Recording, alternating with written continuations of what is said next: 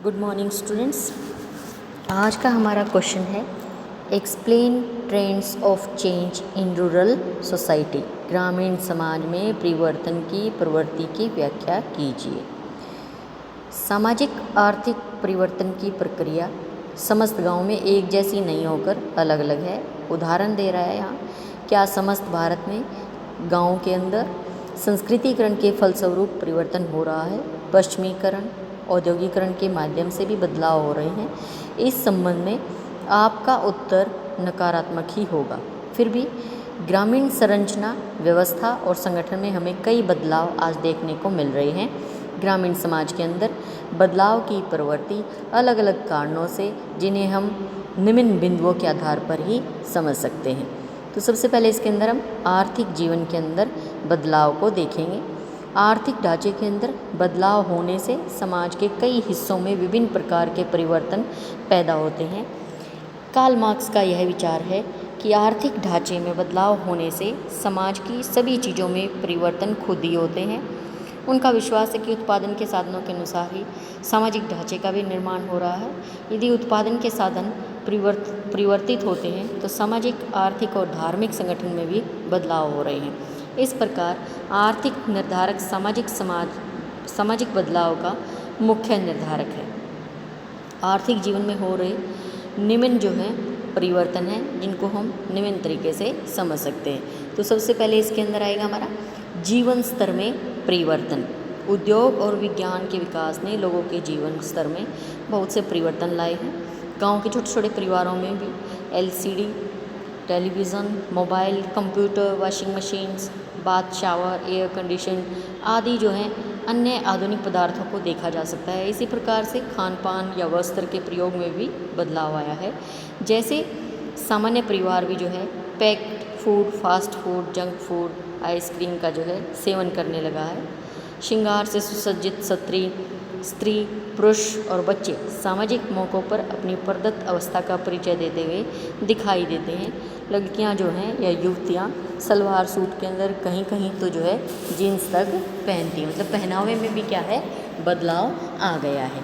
Next है हमारा इसके अंदर नियोजन तथा परिवर्तन। नियोजन के द्वारा परिवर्तन, ग्रामीण आर्थिक ढांचे को सुनियोजित तरीके से बदलने का श्रेय जो है पंचवर्षीय योजना में आया।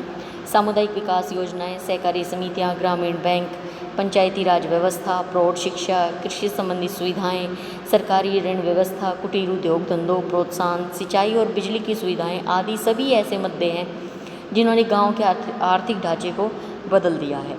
इन योजनाओं के द्वारा ग्रामीण समाज के लोगों का रहन सहन, उनके विचार, उनके सोचने का तरीका, ये सब कुछ जो है बदल गया है। इन योजनाओं ने गांव के लोगों की मानसिकता और परंपरागत सोच को काफ़ी हद तक जो बदलने का श्रेय प्रदान किया है।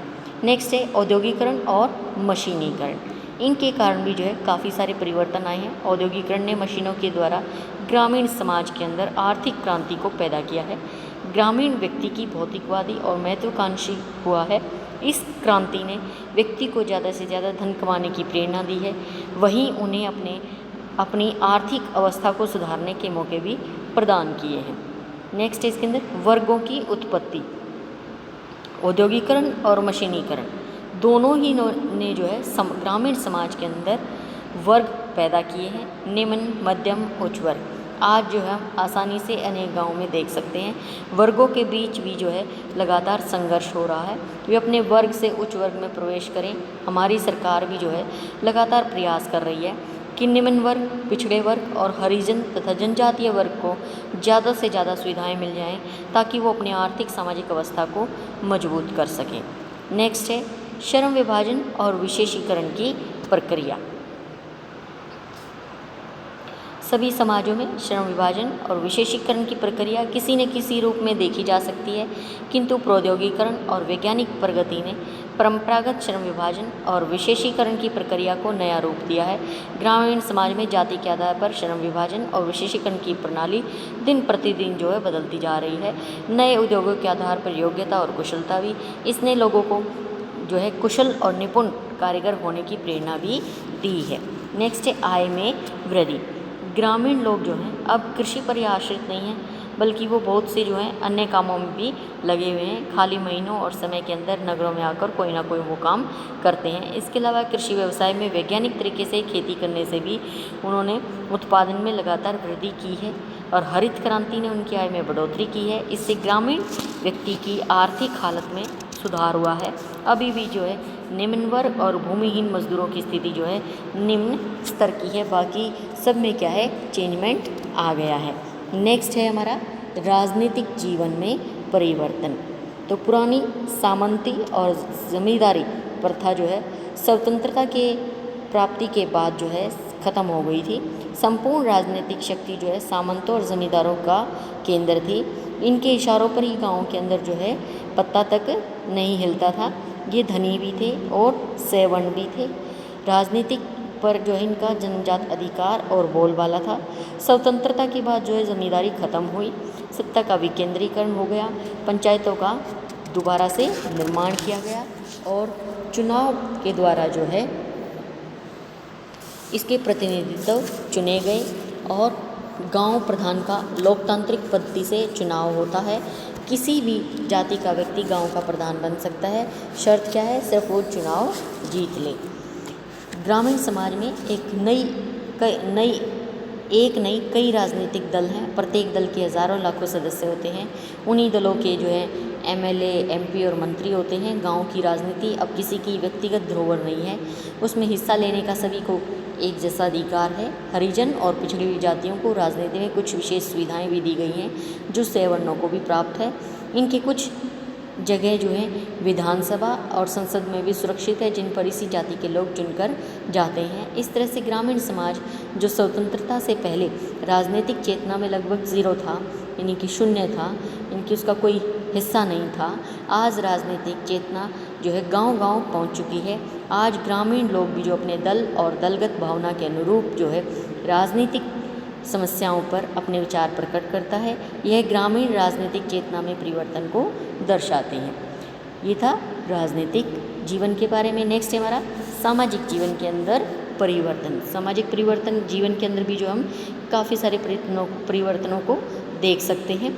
सबसे पहले इसने बताया केंद्रीय परिवारों का जन्म। औद्योगिकरण और नगरीकरण के विकास ने संयुक्त परिवारों को जो है आज ख़त्म कर दिया है। ज़्यादातर व्यक्ति जो है जीविका की खोज में नगरों में जाता है, यहाँ अपना स्थायी जो है निवास स्थान भी बना लेता है और अपने गाँव से मात्र जो है फसल बोने काटने के समय में ही आता है। इससे संयुक्त परिवार टूटने लग गए हैं और उनकी जगह पर छोटे परिवारों ने ले लिया है, जिन्हें केंद्रीय परिवार भी कहा जाता है, जो स्थापित होने लगे हैं। नेक्स्ट हमारे इसी के अंदर परिवार के कार्यों और आदर्शों के अंदर परिवर्तन।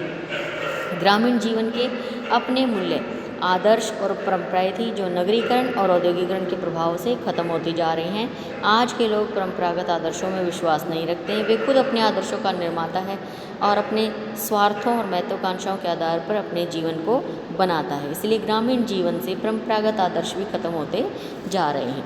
खान पान पर प्रतिबंध, लचीले होना। ग्रामीण समाज के अंदर खान पान पर जो है मजबूत प्रतिबंध लगा था।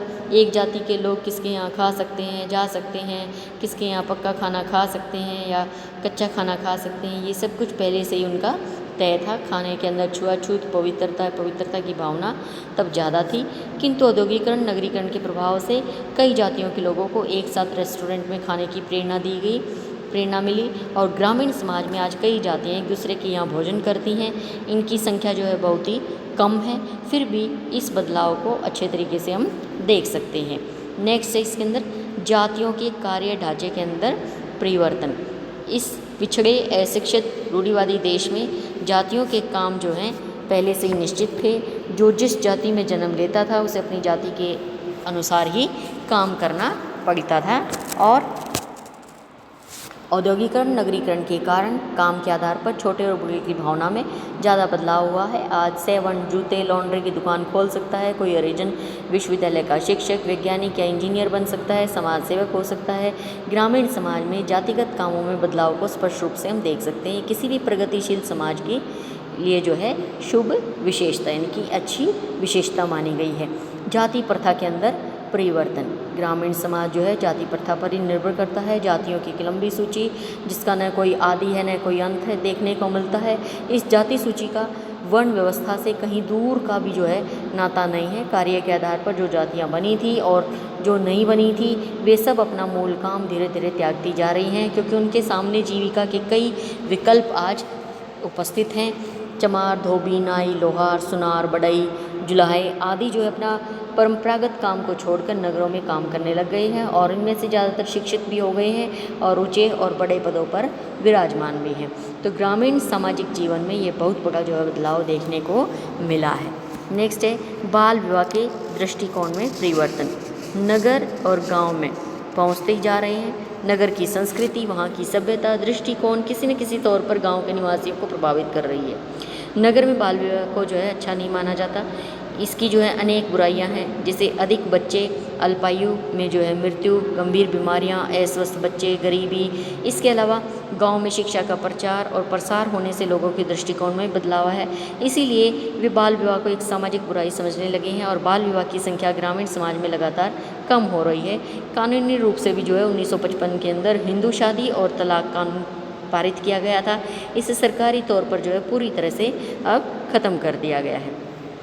नेक्स्ट है स्त्रियों की स्थिति में भी परिवर्तन। भारत के अंदर स्त्रियों की शताब्दियों से जो है पुरुष प्रधान समाज की गुलामी रही है।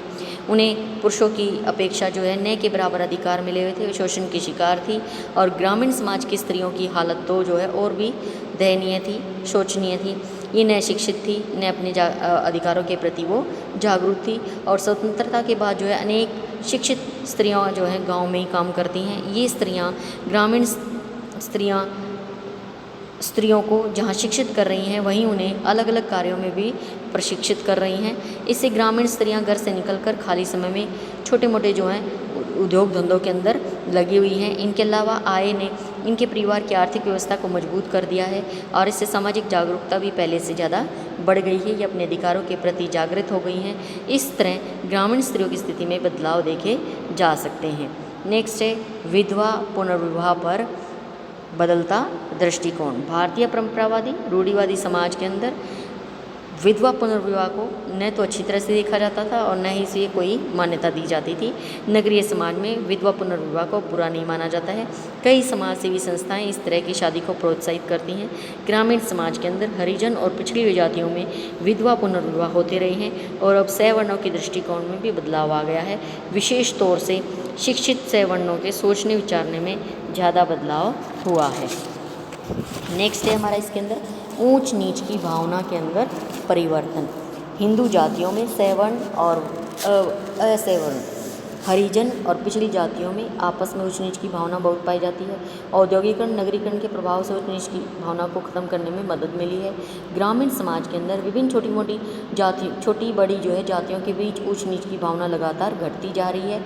आज जो है ग्रामीण समाज के व्यक्ति की स्थिति, उसका धन, उसका पद आदि से जो है आकी जाती है, न कि जाति से। यानी कि किस तरीके से देखा जाता है, उसकी स्थिति कैसी है, उसके पास कितना धन है, उसका कौन सा पद है।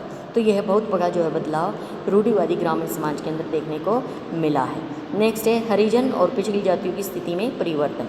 रूढ़िवादी धार्मिक सोच व मानसिकता ने हरिजन और पिछड़ी जातियों की शताब्दियों से उपेक्षा की है। इन्हें मानवीय अधिकार नहीं मिले हैं, इनका शताब्दियों से ही शोषण होता हुआ है। शताब्दियों से इनकी आर्थिक, सामाजिक, राजनीतिक स्थिति जो है निम्न स्तर की रही है। स्वतंत्रता के बाद सरकार ने अनेक प्रकार के कानूनों को इनके लिए लागू किया, सुविधाएं दी, इन्हें तरक्की और विकास के समान जो है अवसर दिए गए। कुछ ऐसे अधिकार भी दिए गए जो सवर्णों को भी मिले हुए हैं। ये सुविधाएं शिक्षा, नौकरी, पदोन्नति है। आज इन वर्गों के लोग ऊंचे से ऊंचे पदों पर देखे जा सकते हैं और ग्रामीण समाज में इनकी आर्थिक, सामाजिक और राजनीतिक अवस्था के अंदर बदलाव हुआ है। नेक्स्ट है हमारा धार्मिक व सांस्कृतिक जीवन के अंदर परिवर्तन। तो ग्रामीण क्षेत्र के अंदर धार्मिक और सांस्कृतिक विश्वासों और कामों का प्रतिमान अब वो नहीं रहा है जो स्वतंत्रता से पहले हमें दिखाई देता था। हम इनको निम्न बिंदुओं से समझते हैं के द्वारा समझेंगे। पहला, अंधविश्वासों के अंदर कमी। धार्मिक धर्म के प्रतिमान के साथ कई अंधविश्वास जुड़े हुए थे गाँव के अंदर। प्रत्येक घटना, संकट, व्यक्तिगत, सामूहिक कष्ट, दुख, सभी प्रकार के प्रकोप जो फलस्वरूप ग्रामीण समाज के अंदर घटित होते थे। इनके पीछे किसी न किसी शक्ति की कल्पना की जाती थी। गांव में प्लेग, हैजा, चेचक जैसे कि अब फैला हुआ है, तो पहले जो है ये बीमारी फैलती तो इसको जो है देवी का प्रकोप प्रकोप जो है समझा जाता था। जैसे अब कोरोना फैला हुआ है, अगर पहले वाला समय होता तो आज भी जो है इसको ऐसे ही कहते कि कर्मों का फल है या किसी देवी के ने जो है कष्ट दिया है। जैसे ये हैजा और चेचक एक बार ऐसे ही फैला था तो उसको भी ऐसे ही समझा गया। तो आज विज्ञान ने प्रमाणित कर दिया है कि ये बीमारियां हैं, किसी देवी का प्रकोप नहीं है। ये तीनों बीमारियां गांव में लगभग ख़त्म हो गई हैं। जादू टोने के टोटके, मंत्र और तंत्र, गंडा और बीज का ताबीज का प्रभाव भी जो है गांव के अंदर घटता जा रहा है। नेक्स्ट है सांस्कृतिक प्रतिमान के अंदर परिवर्तन। ग्रामीण संस्कृति गांव की विशेषताओं से उपजी है। उनके अंदर न छल है न बनावट है। प्रकृति की भांति जो है निश्चल, निष्कपट, आसान और साफ है। लोकगीत, लोक नृत्य, लोक संगीत, लोक चित्रकला, लोक कहानियाँ, उनके तीज त्यौहार जो उनके अपने हैं, उनके गांव के हैं, सभी गांव की संस्कृति है। सभी उसमें पूरी तरह से उत्साह से हिस्सा लेते हैं। उनके जीवन का ये अभिन्न हिस्से हैं। किंतु आज ये सब चीज़ें किसने ले ली? Radio, TV, tape recorder, cinema, theatre, mobile आदि ने जो ग्रामीण लोगों की परंपरागत रुचियों को बदल दिया है। इसी तरह विवाह से जुड़े कई संस्कार, रीति रिवाज के अंदर भी बदलाव आ रहा है। इन सभी चीज़ों का जो है चीज़ों पर नगर का प्रभाव पड़ा है। वैसे ही बेल बाले के बैंड बाजे आएगा। यहाँ पे बैंड बाजे के साथ जो है बारात आज गांव में आती है। स्टैंडिंग प्रथा के अनुरूप में लोग खाना खाते हैं। दूल्हा भी जो है पैंट सूट के अंदर आता है। धीरे धीरे ग्रामीण संस्कृति जो है नगर के रंग बिरंगे और बनावटी भौतिक संस्कृति के अंदर बदलती जा रही है। नेक्स्ट है मूल्यों का पतन। धर्म और नैतिक मूल्यों के अंदर गहरा संबंध है। दोनों एक दूसरे के अभिन्न अंग हैं। दुख की बात यह है कि अंधविश्वासों का त्यागना देश की प्रगति के लिए ज़रूरी है, किंतु नैतिक मूल्यों को तिलांजलि दे देना का तात्पर्य है देश का पतन होना। नगर में नैतिक मूल्य न के समान ही रह गए हैं। भ्रष्टाचार कदाचार में परिवर्तित हो गया है। ग्रामीण लोग नैतिक दृष्टि से बहुत श्रेष्ठ रहे हैं।